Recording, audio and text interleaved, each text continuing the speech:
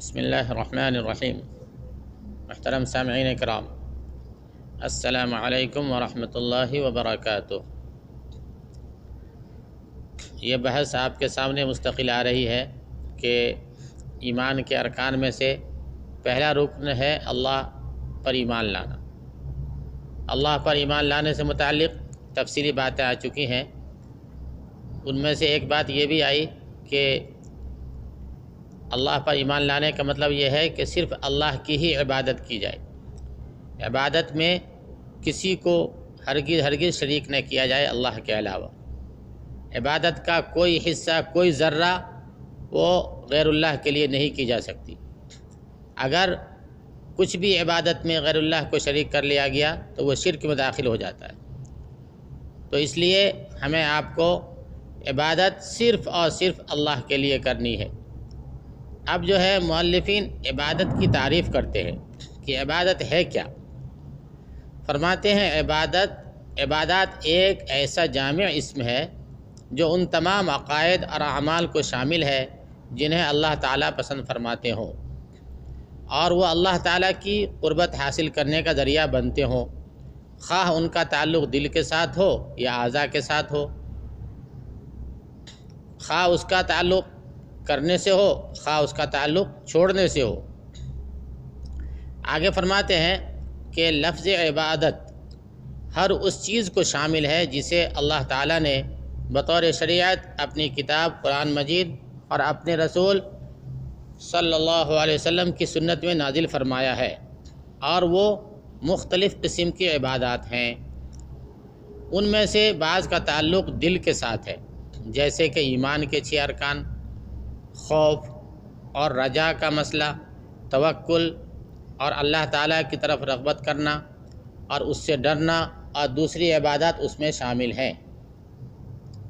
اور ان میں سے بعض کا تعلق ظاہری عبادات سے ہے، جیسے نماز، زکوٰۃ، روزہ اور حج کے اعمال وغیرہ۔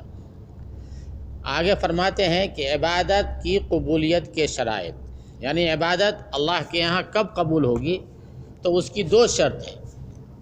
فرماتے ہیں کہ پہلی شرط یہ ہے کہ عبادت خالص اللہ تعالیٰ کے لیے ہو، اس کے ساتھ اس میں کسی اور کو شریک نہ کیا جائے، کیونکہ لا الہ الا اللہ کی گواہی دینے کا یہی مفہوم ہے۔ اللہ تعالیٰ کا فرمان ہے، الا للہ الدین الخالص والذین اتخذوا من دونہ اولیاء ما نعبدهم الا لیقربونا الی اللہ زلفی ان اللہ یحکم بینہم فیما ہم فیہ یختلفون ان اللہ لا یہدی من هو کاذب کفار۔ خبردار، اللہ تعالیٰ ہی کے لیے خالص عبادت کرنا ہے، اور جن لوگوں نے اس کے سوا اولیاء بنا رکھے ہیں اور کہتے ہیں کہ ہم ان کی عبادت صرف اس لیے کرتے ہیں کہ یہ اولیاء اللہ کے نزدیک ہونے میں ہماری رسائی کر دیں گے، تو یہ لوگ جس بارے میں اختلاف کر رہے ہیں اس کا فیصلہ اللہ تعالیٰ خود فرمائیں گے۔ بے شک اللہ تعالیٰ جھوٹے اور ناشکرے لوگوں کو راہ نہیں دکھاتے۔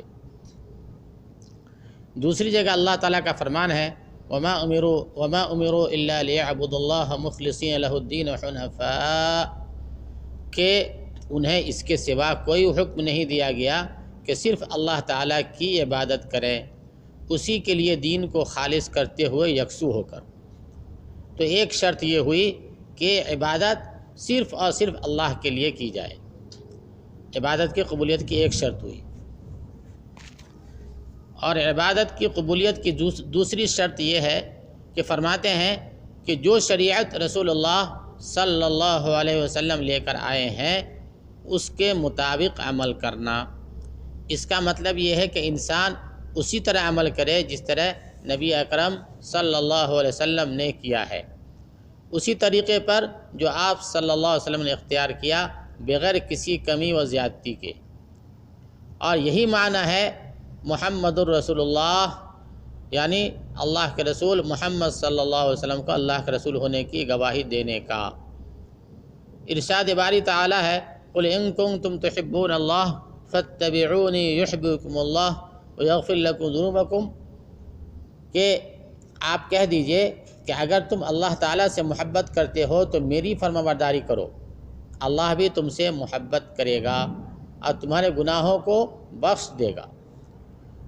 دوسری جگہ اللہ کا فرمان ہے وما اتاکم الرسول فخذوہ وما نہاکم عنہ فانتہوا، کہ اور جو چیز رسول تمہیں دے اسے لے لو، اور جس چیز سے تمہیں منع کرے اس سے رک جاؤ۔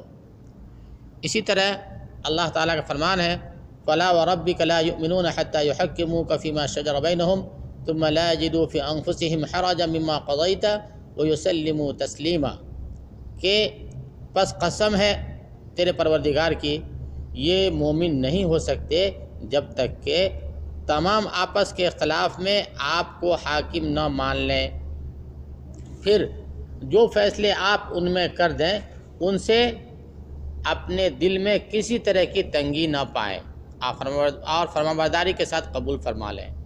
تو یہ ہو گئے اعمال کی اور عبادت کی قبولیت کے دو شرائط۔ خلاصے کے طور پہ یہ کہ عبادت صرف اور صرف اللہ کے لیے ہو، اس میں کسی کو شریک نہ کیا جائے۔ دوسری چیز یہ ہوئی کہ عبادت جو ہے حضرت محمد صلی اللہ علیہ وسلم کے طریقے پر ہو۔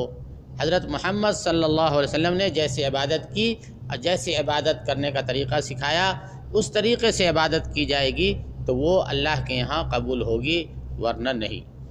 اللہ سے دعا ہے کہ اللہ تعالی ہم سب کو صحیح عبادت کی توفیق نصیب فرمائے۔ وآخر دعوانا ان الحمد للہ رب العالمین۔